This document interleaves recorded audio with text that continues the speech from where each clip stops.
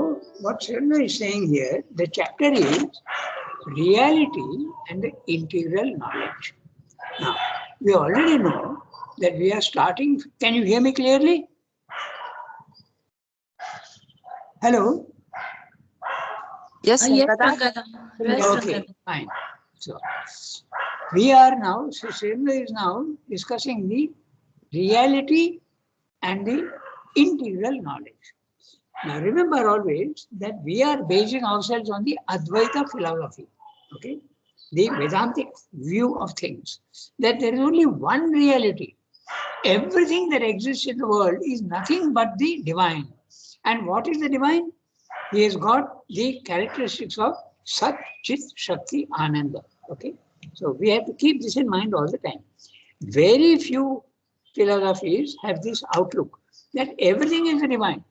Even that which seems to be the most anti-divine in the physical world, even the dirtiest thing and the most falsehood, everything is divine in a certain sense. So in other words, reality is graded. Okay, that which seems to be absolutely the opposite of reality is at the bottom, and as you keep climbing in consciousness, there is a slowly the darkness is becoming more and more lighted. So keep this in mind.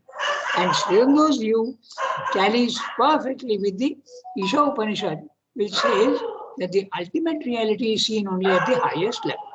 Okay, so this is what we are saying. So now Sringo is saying that is our view. Our view is that there is only one ultimate reality which is everywhere. It may be graded, it may be even apparently the opposite of itself. Conscious may become the opposite of itself. It may put on veils, it may darken itself, but still it is light. Okay? The power may become less and less and less until it becomes absolutely incapacity at the lowest level, but still it is basically the power. So this is what we are starting. So now, but there are so many philosophies which don't agree with this because they are stopping in the middle. They are starting from the lowest level of the body mind life, going to the second level, and it is so wonderful that they get stuck there. Okay, so that's what Swami is now discussing. Is it valid or is it not valid? So, in opposition, we are in the middle of a para. So you have to just locate that para. The para begins with an integral knowledge, presupposes an integral reality. Okay. So from there, go to page 661. Okay. Oh, my page is 661. Your page will be different. Oh no, it is the same. 661. So, and then you will see in the middle of the para, there is this thing in opposition to the view we have put forward or in completion of it. Okay, so so what Shiv is saying? He's saying in opposition where others are not agreeing with us, he says. And who are those who are not agreeing with you? Mainly Buddhism and Mayavada. What are they saying? They are saying that the middle term is the absolute reality. There is nothing beyond that. The nirvana consciousness is the ultimate reality. And that is the lower is the falsehood. Lower is the shadow. Lower is the, even if there are grades in this view also. Mayavada also says, even Shankara says that the lower is not unreal, but it is real in time and space. In other words, it is semi-real, like a rainbow, okay, or there is blue in the sky. It's an absolute reality for us, but when you go there, there is no blue, okay, or a shadow. It has a reality, but it is conditional reality, okay. So there are many, but according to Srimbo and Vedanta, everything is real. Only it has got grades. You have to understand that. Okay, so now I read now. In opposition to the view we have put forward, or in completion of it. Okay, so the view we have put forward is those views that are Buddhistic and Mayavada. Our view completes it. Okay, our view, you can say it is opposing them, or you can also say more accurately that I agree with what they are saying, but they are only partly true, and therefore I am completing what they have left incomplete. Okay, he is not denying the truth of Mayavada and philosophy. Yeah, sorry, Buddhism.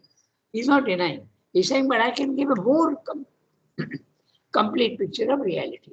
Okay, so and what is that view? He is going to explain. In opposition to the view we have put forward, or in completion of it. Our view is the completion of the opposite view. Don't get confused. The language is sometimes a little difficult. Okay? He is describing the view we have put forward, or in completion of it, the opposition view. I am completing the opposition view. Now he is putting in comma dash, a parenthetical phrase. What is that view? The view of the ignorance itself as only either a limited or an involved action of the divine knowledge, limited in the partly conscient, involved in the inconscient. So again, he is discussing very interestingly. He's saying either you can see it as limited or you can see it as involved. So where is it involved and where is the knowledge limited? It is absolutely involved, like the tree in the seed. You don't see it at all. Okay, like the tree in the seed, the Satchidananda is involved in the inconscient. Okay, and where is it limited? It's limited in level 2 and level 1 also. Okay, the inconscient is below the level 1. Okay, so in level 1, which is our condition, we have a body, we have a mind, and we have a life and a mind. And our mind is not absolutely unconscious. It is semi-conscious. So it is limited. So the limitation that he is talking about is at our level, level 1, partly also at level 2. Okay, it is limited. It's not full. But the others are saying, no, it is full. Level 2, the spiritual plane of consciousness, that's the ultimate reality. We may not agree with that. That Sundar doesn't agree with that. That's why he's saying, and he is describing now what that view is. The view of the ignorance itself as only either a limited or an involved action of the divine knowledge, limited in the partly conscient, which is the partly conscient, our normal condition. Okay, involved in the inconscient. This is the view that we have presented. Okay, that it is same. It's a knowledge is there, but it's involved or limited. Okay, others don't agree with that. They say it's an opposition. Okay. Now we come back to that, the main sentence. Okay, we might say from this other end of the scale of things that knowledge itself is only a higher ignorance. Okay, knowledge itself is a higher ignorance. This is what the Isha Upanishad says, and it is striking. What Isha Upanishad says is absolutely, it's a blow on the nose. Okay, it says that when you are in the ignorance, you are really ignorant. Level 1, you are ignorant. You don't know the reality. But you go to level 2, which is the Brahman consciousness. Okay, and you are seeing that the reality is blank and the world, physical world, is not real at all. So the Isha Upanishad has the courage to say that if that is what you say, then the knowledge that you are getting in the Brahmic consciousness is also an ignorance, and it goes on to say it can be a greater ignorance in a certain way. Because having known the truth, you are still not accepting the truth. So it's a greater ignorance than in the lower. Okay, so it's a very bold statement. So that's exactly what Sundar is saying here. And they say that we might say, okay, now I read the sentence without the parenthetical phrase. In opposition to the view we have put forward, or in completion of it, we might say that from this other end of the scale of things, that knowledge itself is a higher ignorance, since it stops short of the absolute reality, which is self-evident to itself, but to mind unknowable. Okay? So, this absolutism corresponds to a truth of thought and to a truth of supreme experience in the spiritual consciousness. The spiritual consciousness is level 2. Okay? It's not the supramental consciousness. But by itself, it is not the whole of spiritual thought, complete and comprehensive, and it does not exhaust the possibilities of the supreme spiritual experience. Let's look at the sentence very carefully and understand each word what is saying. This absolutism, which one? The Mayavadic philosophy and the Buddhistic philosophy, which says that the Brahmic consciousness is the ultimate, okay, level 2. This absolutism corresponds to a truth of thought and to a truth of supreme experience in the spiritual consciousness. Spiritual consciousness, level 2. Okay? Shrinda is admitting that there is a truth in what the Buddhists are saying and what the Mayavadins are saying. There is a truth. A truth, not the truth. Okay? So, it's a truth of thought and a truth of supreme experience in the spiritual consciousness. Spiritual consciousness, level 2. But by itself, this view that he's talking about, Buddhism and Mayavada, but by itself, it is not the whole of spiritual thought, complete and comprehensive. So which is that one? Level 3. Complete and comprehensive is the level 3 of the supermind. And it does not exhaust the possibilities of the supreme spiritual experience. So when you go to level 2 of this Brahmic consciousness or the Nirvana, or you can call it the Atman, or you can call it the witness consciousness, okay, you are not exhausting the other possibilities. You are saying that it is complete, but that Srivanga does not agree with. Okay, so, but by itself, it is not the whole of spiritual thought. In other words, the spiritual experience of the Brahmic consciousness is not the whole of spiritual thought, complete and comprehensive, and it does not exhaust the possibility of a supreme spiritual experience at the supramental level. Everything is the Brahman. Everything, not only the level 2. Okay. Clear, I hope. Okay, very, very clear what you say. So, but you have to interpret the words, which we have done. Okay, so now we go to the next paragraph. Okay, the absolutist view of reality, consciousness, and knowledge. Okay, so Sunki, will you read? Yes, I will read. Go ahead, read. Yeah, the absolutist view of reality. The absolutist view of reality, consciousness, and knowledge is founded on one side of the oldest Vedantic thought, but it is not the whole of that thinking.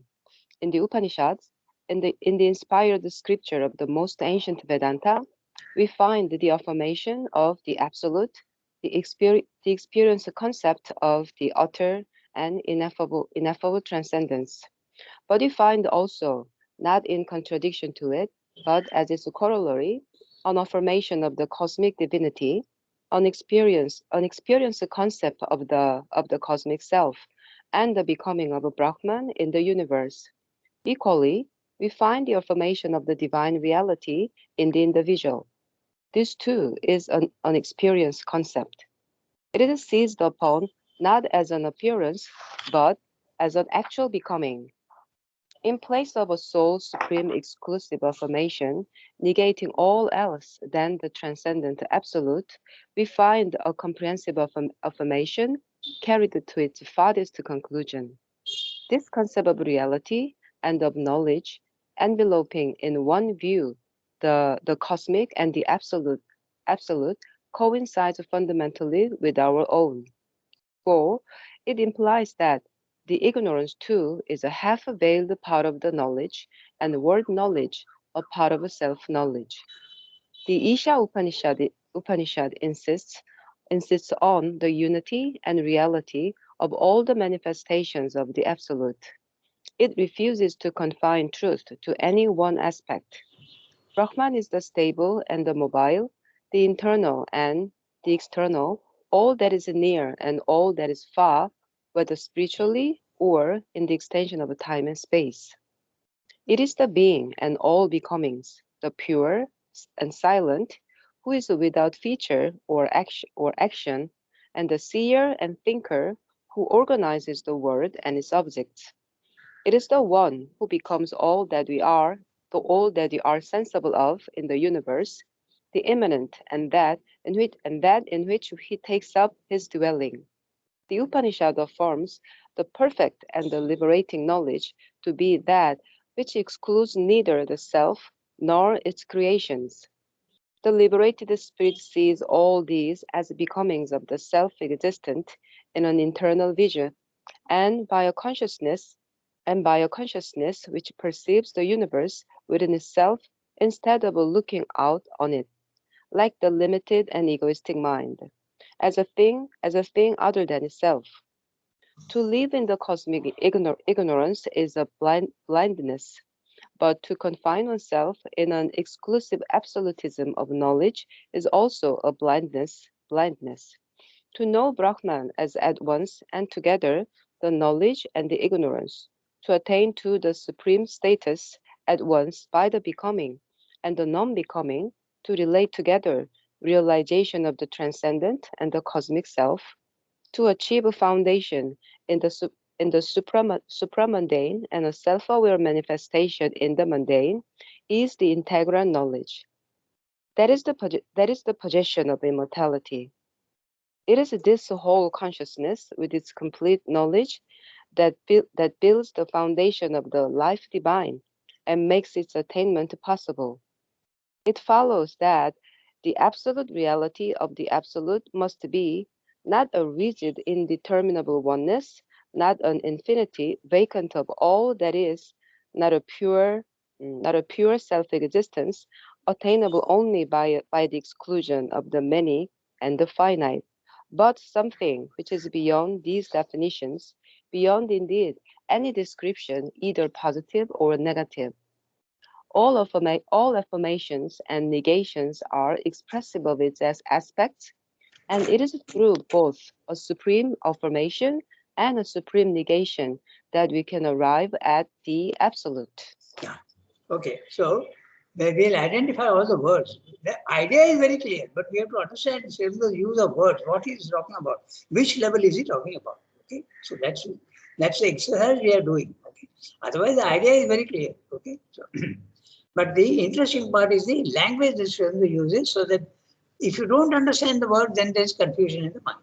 But if you are very clear about the words he is using, then it becomes very, very clear. Okay. So now, the absolutist view of reality, consciousness and knowledge is founded on one side of the earliest Vedantic thought, but it is not the whole of the thinking. Okay, so he is talking about the Mayavada philosophy. Okay, so the absolutist view. What is the absolutist view? It is that there are two things. One is the divine, which is the absolute, and the other is the physical world, spirit and matter, which is absolutely unreal. And if you want the divine, you have to leave the unreal physical world and go there. That's the absolutist view. Is Sri Aurobindo's view absolutist? No. It is a graded thing. It is not absolutist. It is relative. It depends on which level of consciousness you are, and you see things according to that level. Okay? So that's what he's saying.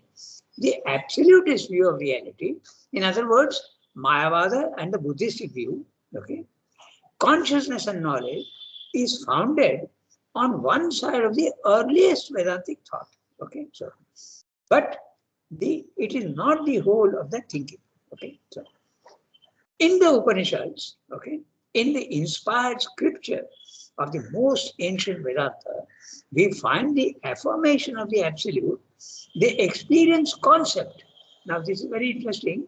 So, is saying, even you can conceive of it as something, but it's also an experience. He's saying, he often uses this. He says, spiritual experience and our intuitive perception of it at a lower level. Okay, so in thought, in experience as in thought, very often you will see that he expresses that. Okay, so in experience as well as in thought, experience is the spiritual experience of concrete contact with the reality. Concrete contact, that's experience. But concept is a mental construction. Okay, so experience concept of the utter and ineffable transcendence. That's the absolute. Okay, so but we find also not in contradiction to it, but as its corollary, an affirmation of the cosmic divinity. Where do you find this view? In the Upanishads. Okay, in the Upanishads, you find that they do say that there is an absolute transcendence, but we find also not in contradiction, but as a corollary, as a something aside. Okay, it is true that this divine is absolute. He is an absolute of Satchidananda. But at a lower level also, he is there, but in a different way. It's a corollary. It's a result or a secondary reality. A corollary you can say is a secondary reality. An affirmation of the cosmic divinity. So in other words, level 3 is the absolute, or even level 4 if you want. Okay?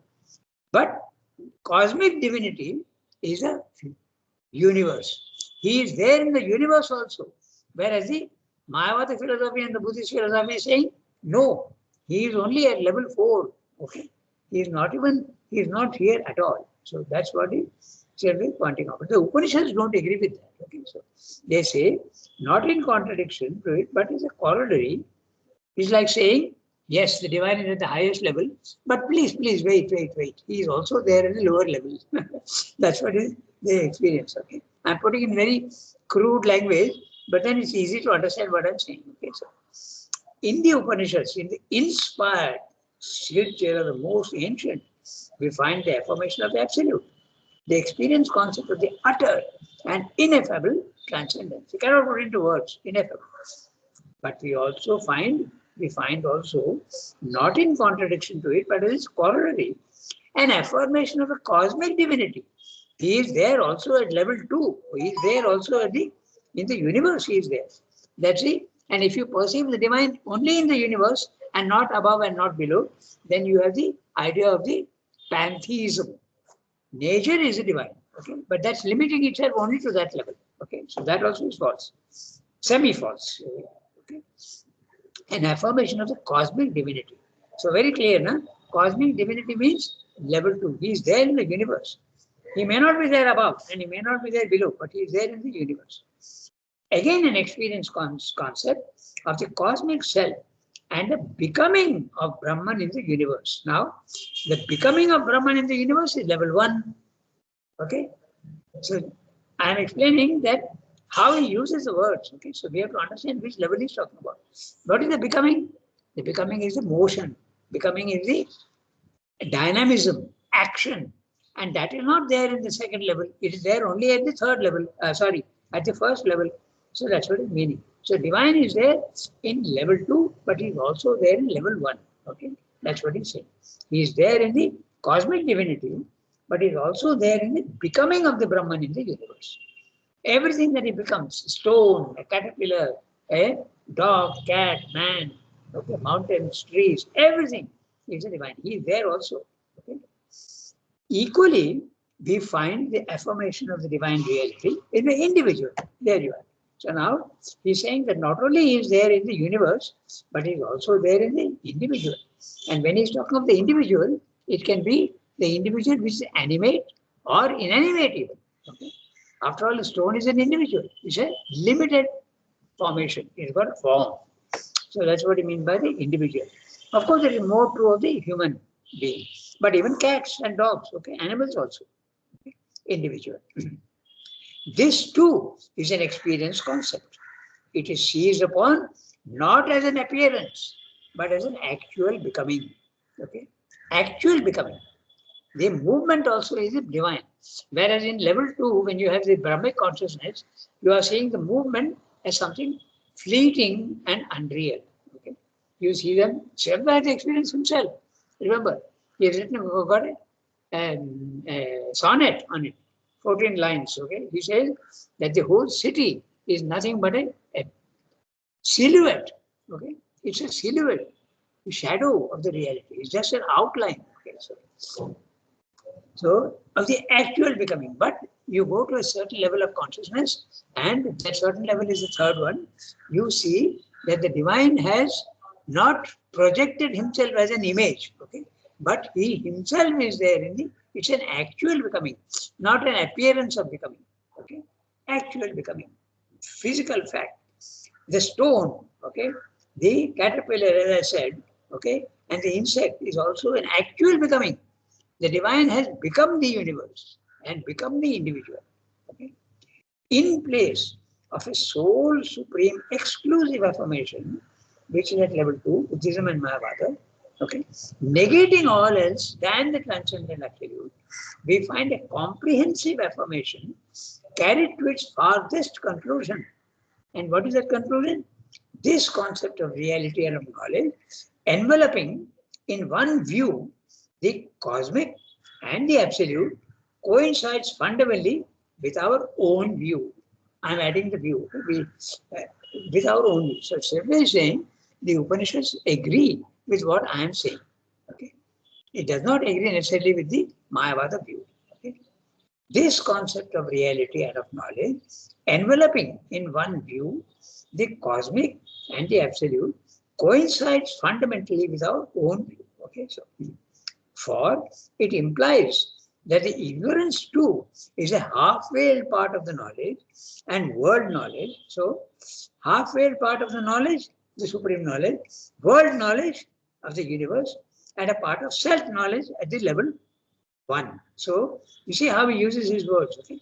The knowledge is level 3, world knowledge level 2, self-knowledge level 1. When you are at this level, you come to know yourself, the individual, the transcendent, the cosmic, and the individual. The Isha Upanishad insists on the unity and reality of all the manifestations of the absolute. It does not limit itself only to the absolute. Even the manifestations, and the manifestations are many. Remember, there are 7 planes of consciousness, and the absolute is the highest level, but all the 7 below, one by one, those are the manifestations of the absolute.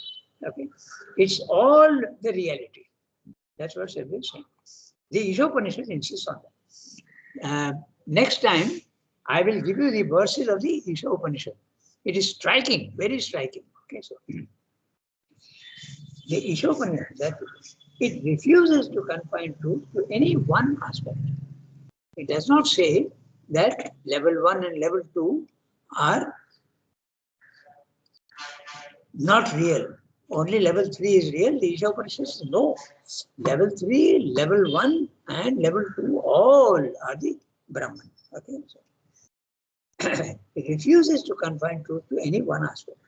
Brahman, remember, level 2, okay, is the stable and the mobile. There you are. The stable is the level 2. Your consciousness is at level 2 and it is immutable, if you remember. Infinite, eternal, featureless, immutable. That's the Brahman consciousness at level 2. And the mobile, level 1. Okay. Your consciousness is above, but the mobility is in the physical world only. Okay. The internal and the external. Which is the internal? Internal to you. You are deep within yourself. And the external, the physical world. Okay. All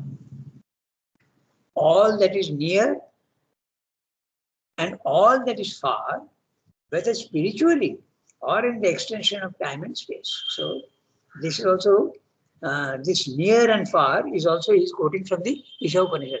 Tadejati tannaijati. It moves and it does not move. It is far and it is also near. Okay, that's the verse. I'll give you the verses next time. I don't have I'll have to give you the exact words. But this is what the Upanishad is. He's quoting the Upanishad. Okay, Brahman is the stable and the mobile, the internal and the external. All that is near and all that is far, whether spiritually or in the extension of time and space. Extension of time and space, the physical world. Okay, spiritually, level 2. Okay, very clear what he's saying. And all that is near and far, these are all quotation from the Isha Upanishad only. Next time, we will give the quotations from the Isha Upanishad and identify his translation. Okay, which verse he is translating. Okay. It is the being and all becomings. The being is spirit and the becomings is the physical world, matter. Okay. The pure and silent who is without feature or action, and the seer who thinks and organizes the world and its objects. Okay, that also is from the Isha Upanishad. It is the one who becomes all that we are. Sorry, it becomes one. It is the one who becomes all that we are sensible of in the universe. In other words, whatever we perceive through the senses, we are sensible of the universe. So he is everything. Everything that you see through your senses is the divine. That's what he said. The immanent, the divine within yourself. And that in which he takes up his dwelling. Your body, mind, life is his dwelling. He takes up his dwelling inside your body, mind, life. But the body, mind, life is not necessarily humans. It can also be animals. It can also be inanimate objects.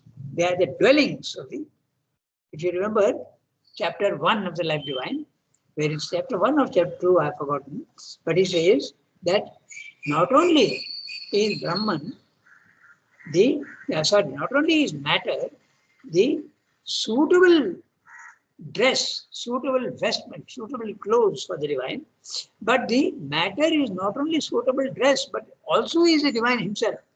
Okay, so that's what he said. So, the Upanishad affirms the perfect and the liberating knowledge. Okay? It affirms. It says, yes, there is a knowledge which affirms. To be that which excludes, okay, neither the self nor its creations. So the perfect and liberating knowledge is the highest level.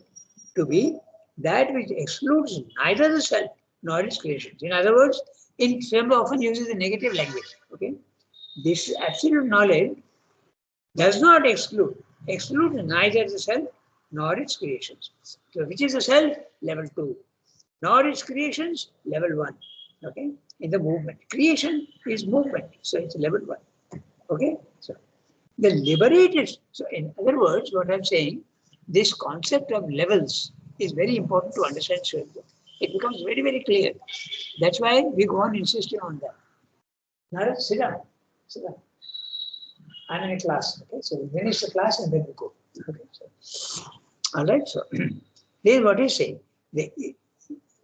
So I read the next sentence. The Upanishad affirms the perfect and the liberating knowledge to be that which excludes neither the self nor its creations. The liberated spirit sees all these as becomings of the self-existent in an internal vision and by consciousness which perceives the universe within itself. So that's a cosmic consciousness, which you can have even at level 2. Okay, a cosmic consciousness. The one that you see within yourself, okay, is the comprehending consciousness. Okay? Everything, your consciousness is including the whole universe within yourself. Instead of looking out on it. Okay, so there is an inward movement and an outward movement. Your consciousness at our level is 99% outward going. We see the physical world only, we don't look into ourselves. We don't even have the capacity to look at ourselves. And even when we look into ourselves, all we are seeing is our thoughts and our emotions. That also very, very imperfectly. We hardly know the whole thing. Okay, so that's the consciousness which is going out. But if you look into yourself and you realize that the divine is there within you, okay, like Mother did after 6 months of effort, she found a psychic being. In 6 months, she found a psychic being. She's looking into herself. Okay, there's an inward look and an outward look. The outward look is what science is doing. Okay, through the senses. So, this is what he's pointing out. The liberated spirit sees all these becomings of the self-existent in an internal vision, and by consciousness it perceives the universe within itself instead of looking out on it, like the limited and egoistic mind. The limited and egoistic mind, our own normal mind, as a thing other than itself. That's a falsehood. No? When we are looking out in the physical world, when I see everything, that computer is outside myself, that even the piece of bread I'm eating is outside myself. Okay, my friends are all outside myself, but that's a false perception. The perception is that everything is me, okay? Including everything that I spoke about. That's what he's saying. Okay? As a thing other than itself. Now, to live in the cosmic ignorance is a blindness, but to confine oneself in an exclusive absolutism of knowledge is also a blindness. He's quoting the Isha Upanishad. Okay, that's why we'll go to the Isha Upanishad next time and we'll read the verses very, very clear. So everybody is translating not accurately, not literally, but in a very plastic manner. So, it is also a blindness. So look at the statement. It is saying that even when you are in a spiritual consciousness, it's a blindness. Okay, stunning. So it's not the ultimate truth. The ultimate truth is even higher than that. Okay, so to know Brahman as at once and together, the knowledge and the ignorance, to attain to the supreme status at once by the becoming and the non-becoming. Which is the becoming? Saguna Brahman or the dynamic Brahman. And the non-becoming, the static Brahman, or he calls it the passive Brahman and the active Brahman. Okay, so the active Brahman is in the physical world. When you see the divine in the physical world, it is the dynamic Brahman, or what he calls the active Brahman. Okay, so and the non-becoming is the static. This is level 2, the static condition. Okay, so to relate together realization of the transcendent and the cosmic self, to achieve foundation in the supramundane and a self-aware manifestation in the mundane. Okay, so achieve a foundation in the supramundane, you have your foundation there. Okay? You realize that the reality is an absolute. You realize that. And a self-aware manifestation in the mundane. In the mundane, in the physical world. So you have to base yourself there. You don't have to base yourself on your bottom line life. You have to base yourself in the spiritual experience of the one. And from there you look down and say, that too is the Brahman. That's what he's saying. A self-aware manifestation in the mundane is the integral knowledge. That is a possession of immortality.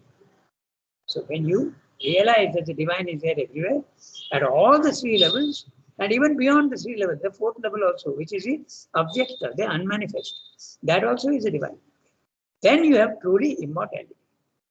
It is this whole consciousness with its complete knowledge that builds the foundation of the life divine and makes its attainment possible, which the others are refusing. The others are refusing.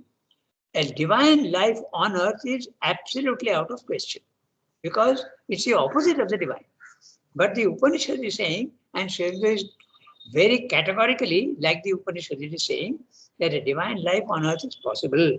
Okay, a life divine, very interesting.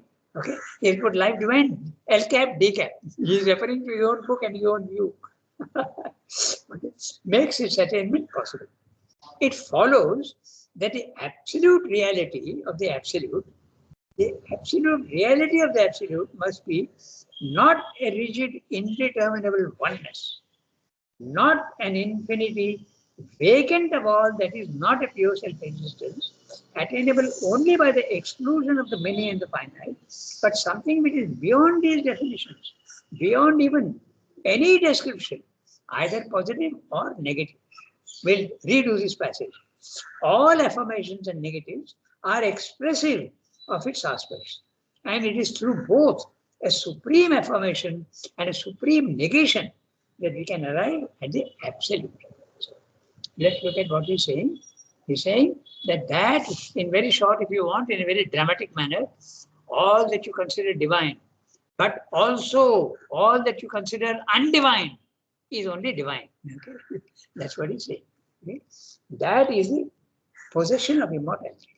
It is this whole consciousness, transcendent, cosmic, and individual. That's the whole consciousness. With its complete knowledge, knowledge of the static, knowledge of the dynamic, knowledge of the one, knowledge of the many. Okay, so that is the whole consciousness.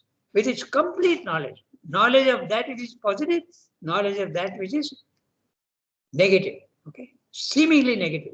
Okay? And makes its attainment possible. It follows.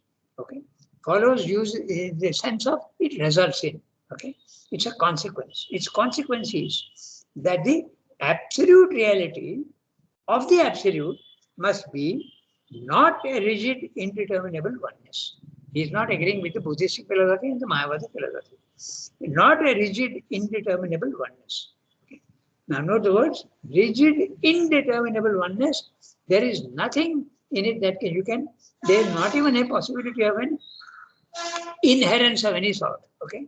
So we'll discuss that. Okay. Not a rigid, indeterminate oneness, not a vacant, infinity, vacant of all that is not a pure self-existence, attainable only by the exclusion of the many and the finite, but something which is beyond these definitions, beyond indeed any description, either positive or negative. So what Sridhar is saying, the Buddhists and the Mayavadins are saying that the absolute reality is shunyam. It's a nihil. It doesn't contain any inherence of the, so it's a dualistic philosophy. Okay. It says that the physical world is unreal, absolute unreal, and the reality is only featureless, immutable, static, and without any possibilities. So you have to go there to realize the divine. That's the Buddhist and Mayavada view. Okay. But the Upanishads don't show that. Okay. And neither the Upanishads agree with Sridhar though, but not in very clear mental terms. It does not, it gives the reality that there is a third level also. Not as clear as in the Gita. In the Gita, it is extremely clear that there are three levels. Okay. So the Kshara Purusha, the Akshara Purusha, and the Uttama Purusha. They go to the third level. That concept is not there so clearly enunciated in the Upanishads. Yes, sir. It follows that the absolute reality of the absolute, reality of the absolute, must be not a rigid, indeterminable oneness. The Buddhists are saying that it's a rigid, indeterminable oneness. Indeterminable, no parts in it, no features, no characteristics. Okay, that's what it means. Not a rigid, indeterminable oneness. Not an infinity, vacant of all. That is not pure self-existence, attainable only by the exclusion of the many.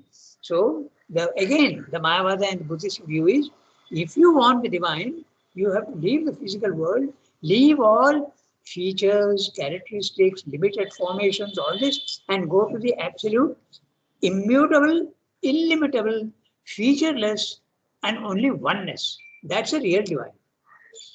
That's a view. Neither the Upanishads nor Sridhar, nor even the Gita agrees with that.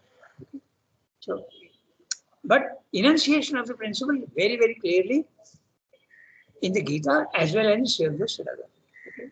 Not even in the Upanishads. It is not so clearly mentioned. They mention all, but there is no gradations and there are no distinctions made.